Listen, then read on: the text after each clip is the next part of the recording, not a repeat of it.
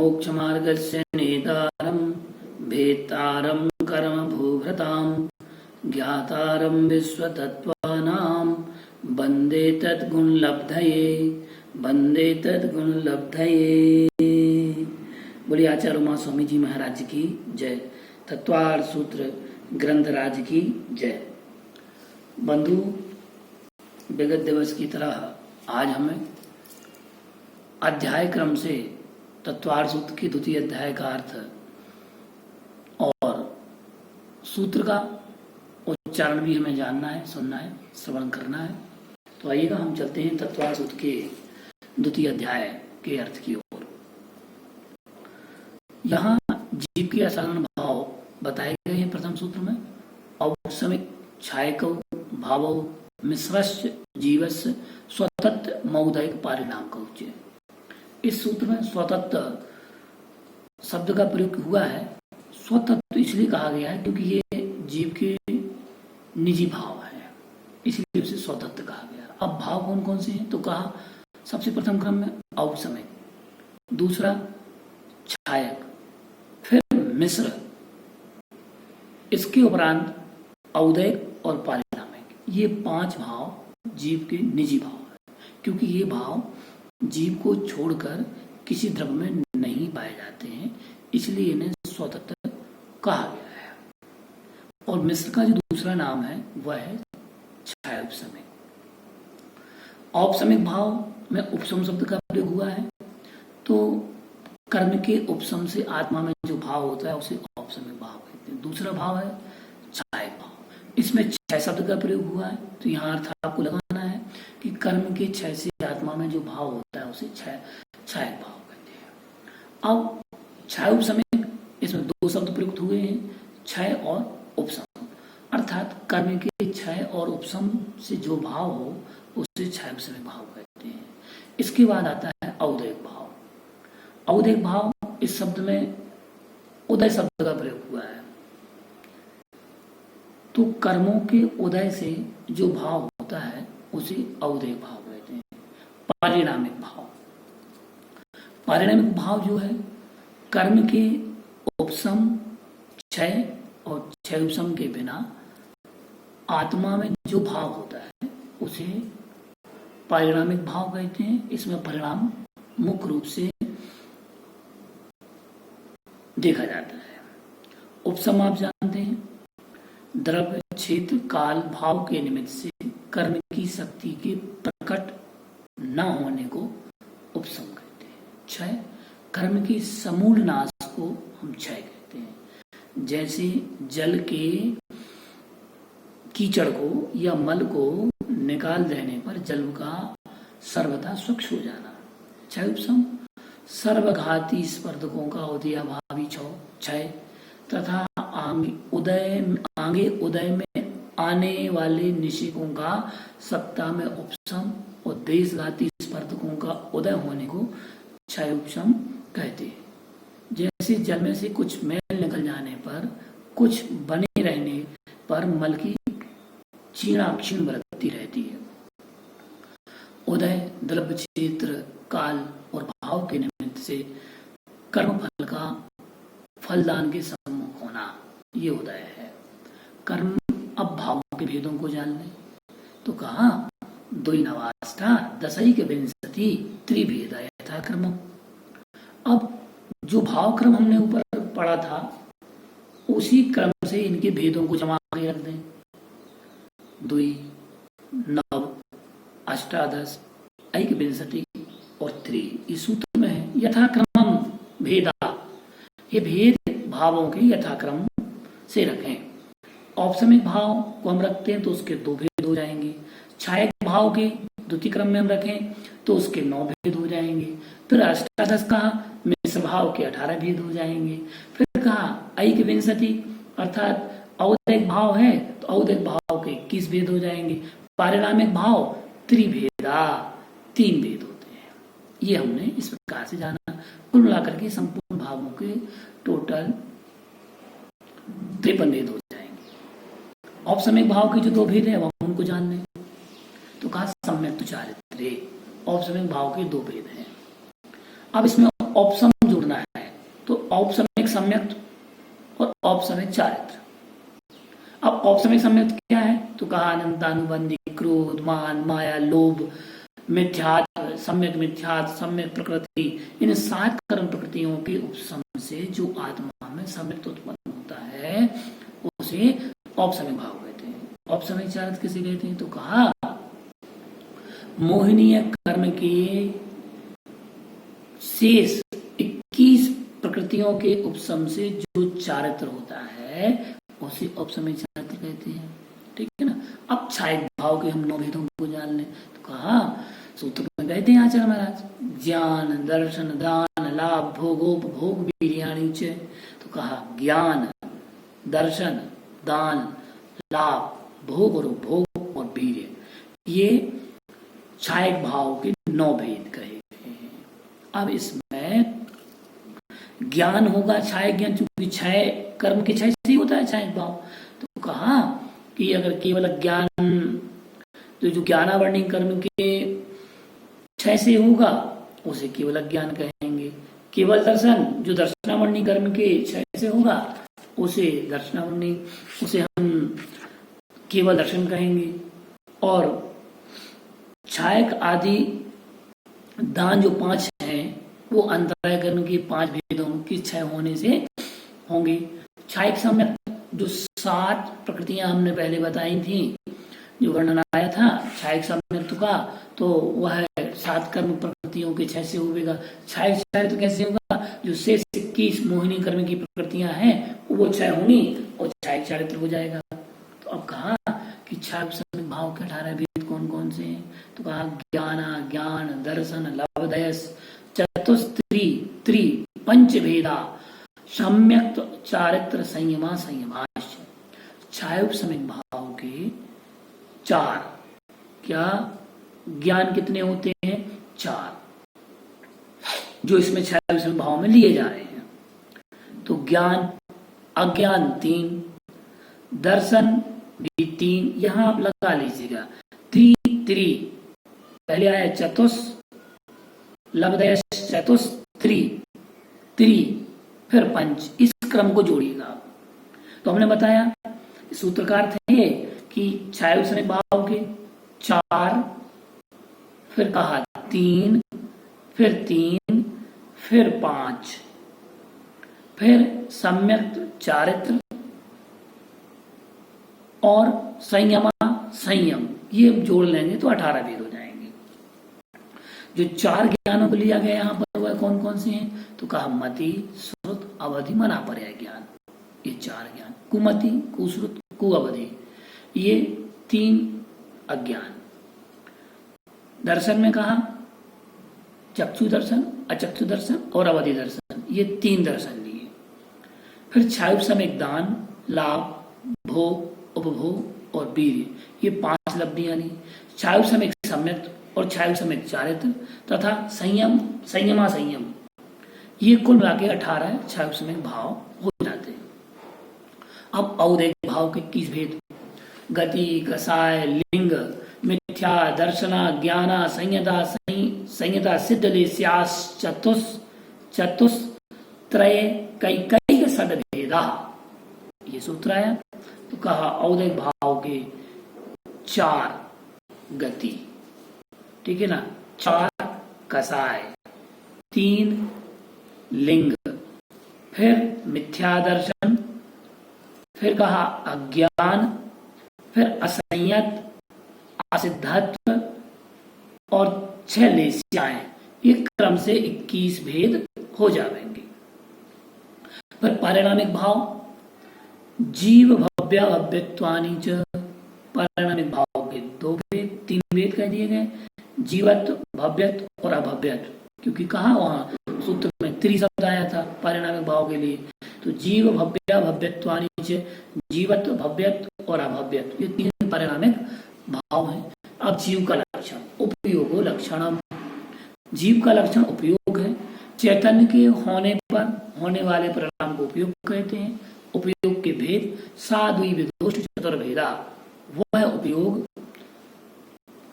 2, 8 और 4 भेद माना है। तो 2 भेद में कैसे हैं? ज्ञानोपयोग और दर्शनोपयोग। ज्ञानोपयोग के क्या है? 8 भेद, दर्शनोपयोग के 4 भेद। ज्ञानोपयोग में 8 भेद जो कहे वह कौन कौन से होंगे? मति, श्रुत, अवधि, मनः, पर्याय, ज्ञान, केवल ज्ञान, कुमति, कुश्रुत और कुअवधि के भेद से 8 प्रकार का ज्ञान उपयोग हो गया। और चक्षु, अचक्षु, अवधि दर्शन और केवल दर्शन के भेद से 4 प्रकार का दर्शन उपयोग हो जाएगा। फिर कहा जीव के भेद, संसारिणो मुक्ताश्च, वे जीव संसारी और मुक्ति या मुक्त 2 भेद वाले होते हैं। अब संसारी जीव कौन है? तो कहा संसारी जो जीव हैं तो कह रहे हैं कि समनस्का मनस्का, संसारी जीव सामनस्क और आमनस्क, सैनी और असैनी के भेद से 2 प्रकार के होते हैं। अब का संसारी जीव के और भी अन्य भेद हैं क्या? तो आचार्य भगवान कहते कि हाँ और भी भेद हैं। संसारिणस त्रस स्थावरा, संसारी जीव त्रस और स्थावर के भेद से भी 2 प्रकार का होता है। अब स्थावर के भेद कौन कौन से हैं? तो कहा पृथ्वी तेजो वायु वनस्पतिया स्थावरा, पृथ्वी कायक, जल कायक, अग्नि कायक, वायु कायक और वनस्पति कायक, ये 5 स्थावर हैं। इनके केवल एक ही स्पर्शन इंद्रिय जानना चाहिए, तो ये स्थावर हैं। स्थावर नाम कर्म के उदय से प्राप्त हुई जीव की अवस्था विशेष को स्थावर कहते हैं। अब त्रस जीव जो हम भेद पहले कहे गए थे, त्रस स्थावर, तो उसमें से स्थावर का भेद समझ में आ गया। अब त्रस के तो 2 इंद्रियादयस्त्रषा, 2 इंद्रिय, 3 इंद्रिय, 4 इंद्रिय, 5 इंद्रिय जीव त्रस कहलाते हैं। अब त्रस नाम कर्म के उदय से प्राप्त हुई जीव की अवस्था विशेष को या पर्याय को त्रस कहते हैं। अब इंद्रियों की बात कहें तो इंद्रियां कितनी होती हैं? पंचेंद्रियाणी, इंद्रियां 5 होती हैं। जिससे संसारी जीव की पहचान होती है उसे इंद्रिय कहते हैं। इंद्रियों के मूल भेद 2 विधानी। इंद्रियां 2 प्रकार की होती हैं, द्रव्य इंद्रिय और भाव इंद्रिय। द्रव्य इंद्रिय का स्वरूप निर्वृत्ति उपकरण द्रव्य इंद्रियम, निर्वृत्ति और उपकरण को द्रव्य इंद्रिय कहते हैं। निवृत्ति और उपकरण को द्रव्य इंद्रिय कहते हैं। अब निवृत्ति किसे कहते हैं? नाम कर्म के उदय से होने वाली रचना विशेष को निवृत्ति कहते हैं। निवृत्ति भी 2 प्रकार की होती है, आभ्यंतर निवृत्ति और बाह्य निवृत्ति।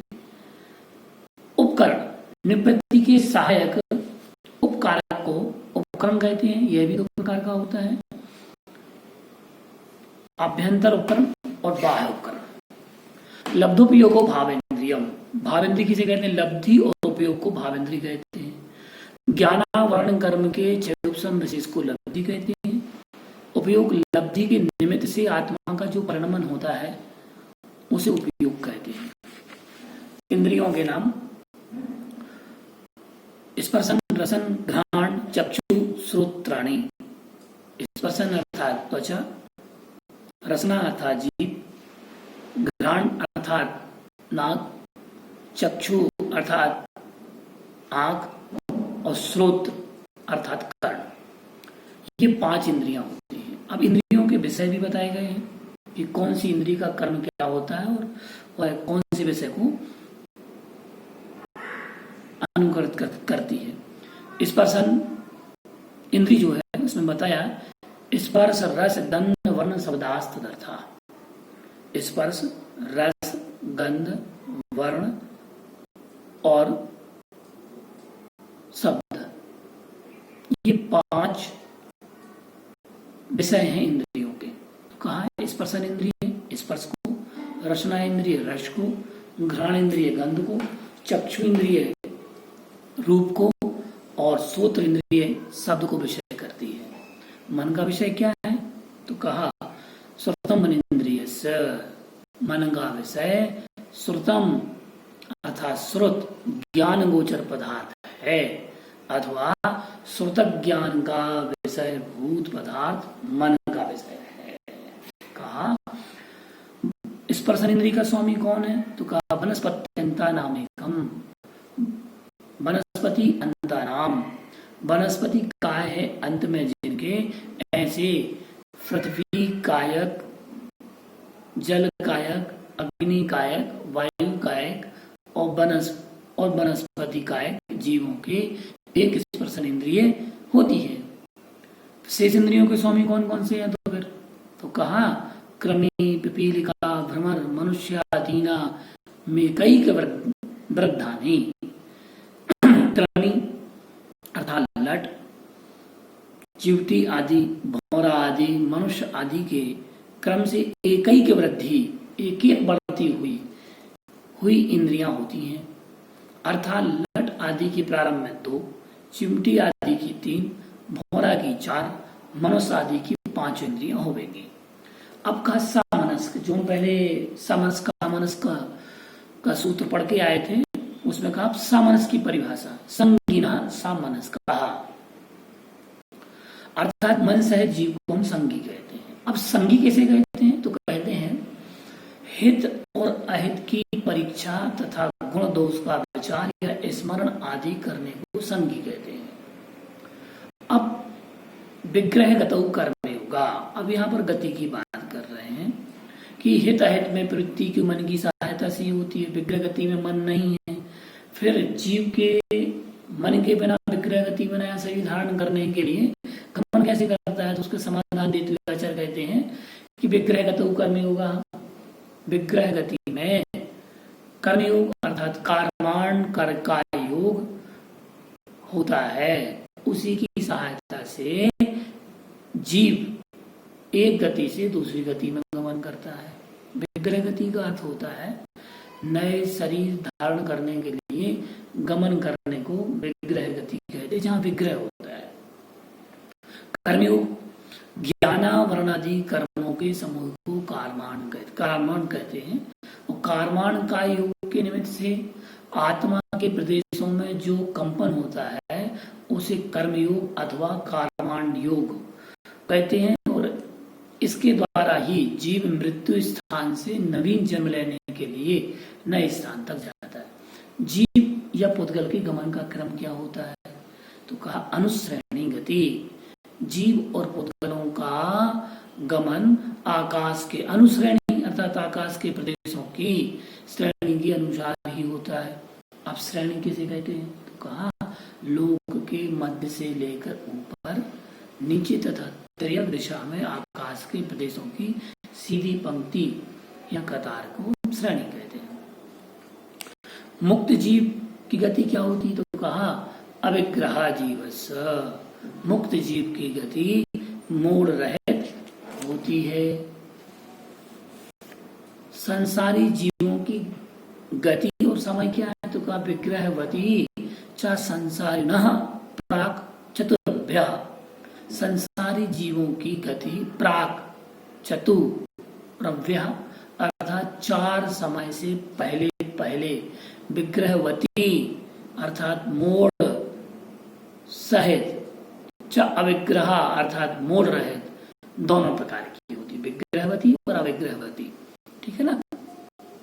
एक समय अविग्रह, अविग्रह अर्थात मोड़ रहित गति का समय एक समय मात्र ही होती है, इसमें एक समय लगता है, यह गति ही ऋजु गति कहलाती है।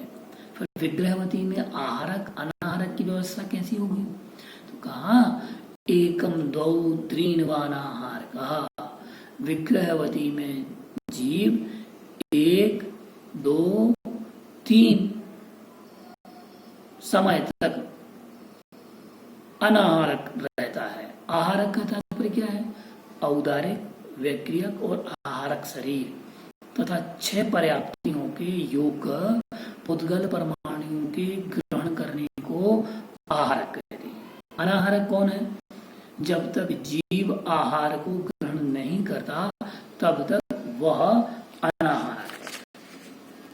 अब जन्म के भेद यहाँ आचार्य उमा स्वामी महाराज कहते हैं कि जन्म कौन कौन से होते हैं? तो कहा कि सम्मूर्छन, गर्भोपपादा जन्म, माइक्रोबायोलॉजी का विषय यहाँ पर आ जाएगा, सूक्ष्म से सूक्ष्म विषय कि जीवों की उत्पत्ति क्या होती है, जीवों की उत्पत्ति का स्थान क्या है, जीवों का गर्भ, जन्म आदि के विषय में बहुत व्याख्या इन सूत्रों में मिलती है खोजने पर। तो कहा जन्म जो है वह सम्मोचन, गर्भ और उत्पाद के भेद से 3 प्रकार का जन्म होता है। जीवों की जन्म की प्रक्रिया 3 प्रकार से होती है, सम्मोचन जन्म, गर्भ जन्म और उत्पाद जन्म। ठीक है ना, ये 3 भेद हैं। सम्मोचन जन्म क्या है? अपने शरीर के योग्य पुद्गल परमाणुओं के द्वारा माता पिता के रजबीर के बिना ही शरीर की रचना होने को सम्मोचन जन्म कहते हैं।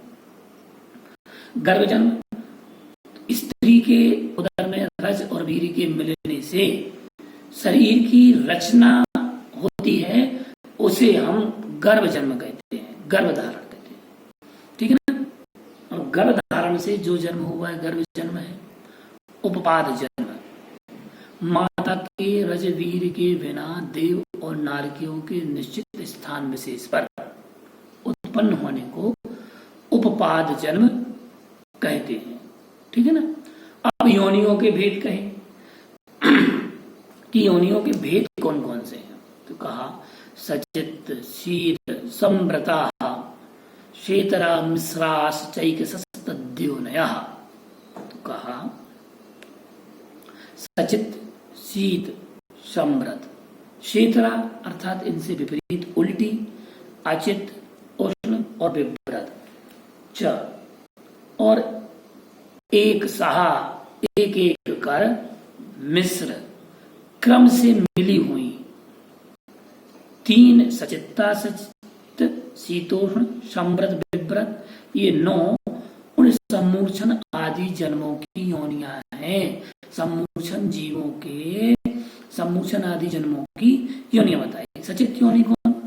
चेतना सहित योनि को सचित योनि कहते हैं। संव्रत जो किसी के देखने में नहीं आता है, ऐसे जीव की उत्पत्ति स्थान को संव्रत योनि कहते हैं। शीत योनि, शीत स्पर्शित योनि को शीत योनि कहते हैं। देव और नारकियों की अचित योनि होती है। गर्भजों की मिश्र योनि होती है और सम्मूर्छनों की 3 प्रकार की योनियां होती हैं। इस प्रकार से इसमें विशेष जाने। अब गर्भ जन्म के स्वामियों के विषय में जाने कि गर्भ जन्म किनका होता है। तो कहा जरायु, जांडज, पोता नाम गर्भ।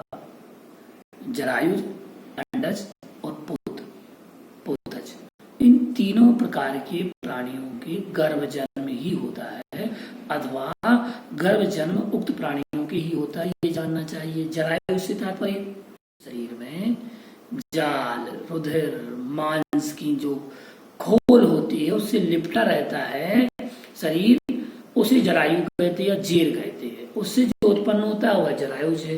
जैसे गाय है, भैंस है, मनुष्य वगैरह, ये जरायु जन्म है। गर्भज है लेकिन गर्भज के अंतर्गत जरायु जन्म है। अंडज,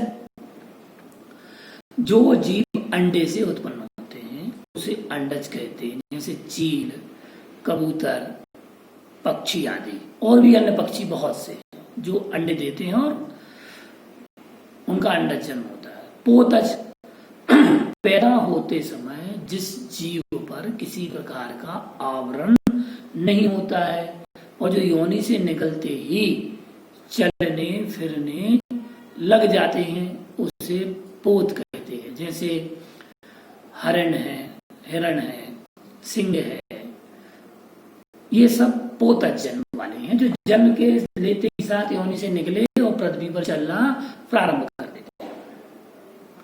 अब हम बात करते हैं उपपाद जन्म की।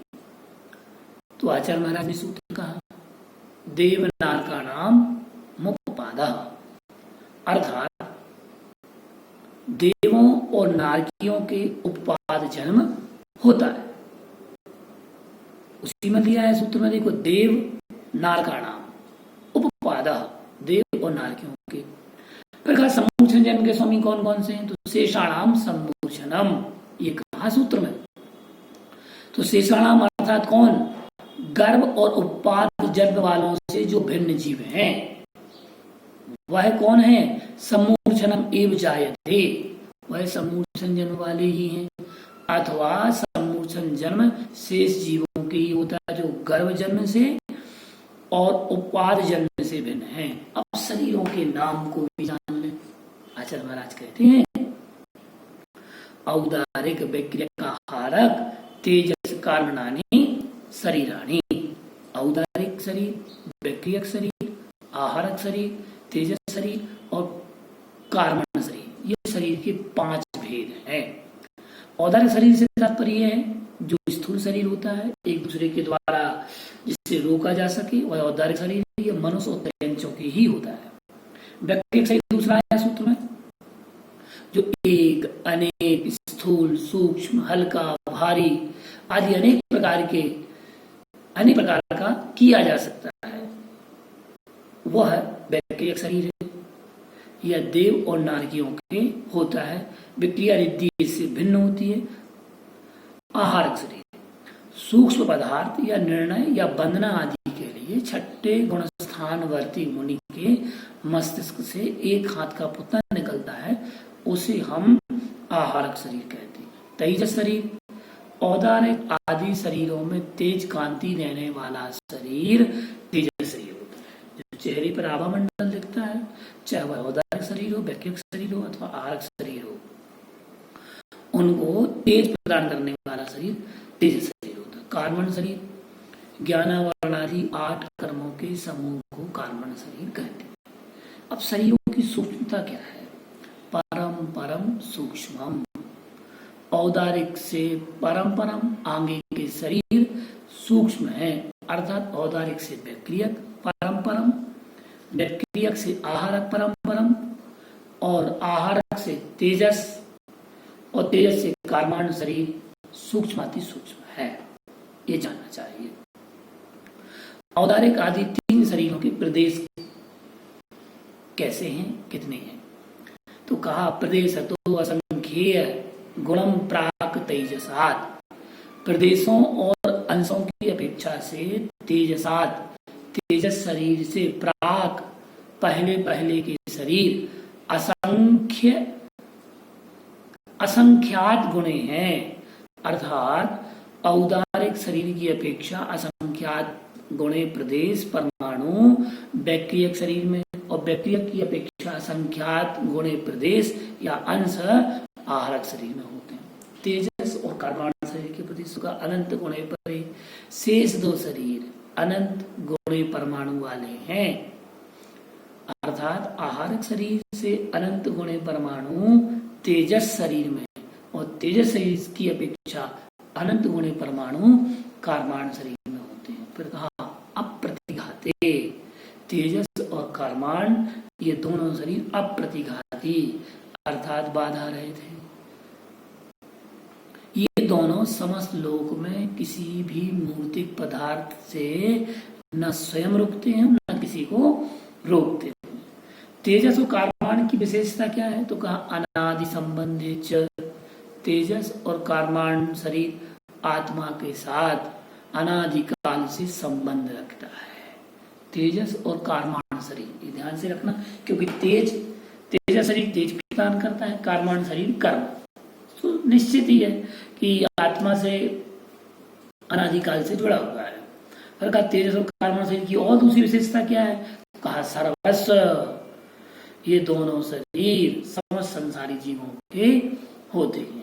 अब कहा, एक साथ एक जीव में कितने शरीर हो सकते हैं? तो कहा, तदादीनि भाज्यानि युगपदेकस्या चतुरभ्या। तो कहा, उन तेजस कार्बन शरीर को आदि लेकर के युगपद एक साथ एक जीव में चतुरभ्य अर्थात 4 शरीर तक विभक्त करना है। कैसे? 2 शरीर हो तो तेजस और कार्बन, 3 शरीर हो तो तेजस कार्बन और औदारिक, अथवा तेजस कार्बन व्यक्रियक, तथा 4 शरीर हो तो तेजस कार्बन औदारिक और आहारक शरीर होंगे। कार्बन शरीर की और विशेषता क्या? तो कह रहे हैं, निरुपभोग मंत्यम। अंत्यम अर्थात अंत का कार्बन शरीर निरुपभोग उपभोग से रहित है, अर्थात इंद्रियों के द्वारा शब्द आदि के ग्रहण को उपभोग कहते हैं, और वह उपभोग विग्रह गति में नहीं होता है। औदारिक शरीर का लक्षण का गर्भ सम्मूर्छन जमाद्यम, अर्थात गर्भ सम्मूर्छन जन्म से उत्पन्न हुआ शरीर आद्यम। तो कहा गर्भ सम्मूर्छन माध्यम औदारिक शरीर कहलाता है। गर्भ और सम्मूर्छन जन्म से उत्पन्न हुआ शरीर आद्यम, अर्थात औदारिक शरीर। वैक्रियक शरीर का लक्षण बता रहे हैं। औपपादिकम वैक्रियकम, उपपाद जन्म से होने वाला देवनारियों का शरीर वैक्रियक है। अब विशेष वैक्रियक शरीर का लक्षण, वैक्रियक का लक्षण कह रहे हैं लब्धि प्रत्यम च। वैक्रियक शरीर लब्धि निमित्तक भी होता है। लब्धि निमित्तक से तात्पर्य है विशेष तपस्या करने से जो रिद्धि प्राप्त होती है उसे लब्धि कहते हैं। तेजस्मपि, तो कहा तेजस्मपि, तेजस भी, तेजस शरीर भी लब्धि प्रत्यय या रिद्धि निमित्तक होता है। अब कहा जा रहा है कि आहारक शरीर का स्वामी कौन, उसका लक्षण क्या है? तो कह रहे शुभम विशुद्धम अव्याघाती चाहारकम प्रमत्त संयतस्यैव। आहारक शरीर शुभम, शुभ अर्थात शुभ कार्य करने वाला, विशुद्धम अर्थात विशुद्ध कर्म का कार्य, अव्याघाती, तो कहा व्याघात या बाधा रहित, तथा प्रमत्त संयतस्यैव, प्रमत्त संयत नामक छठे गुण स्थान वर्ती मुनिराज के ही होता है, किसी और के नहीं। नारकियों और सम्मूर्छनों के भेद कहे तो कहा नारक सम्मूर्छनो नपुंसकानी। नारकी और सम्मूर्छन जन्म वाले नपुंसक होते हैं। ना देवा, देव ना देवा कहा है यहाँ पर, तो देव नपुंसक वेदी नहीं होते, अर्थात देवों में स्त्री वेद पुरुष वेद ये दो ही वेद होंगे। फिर कहा मनुष्यों त्रियंचों के वेद, वेद कौन से हैं?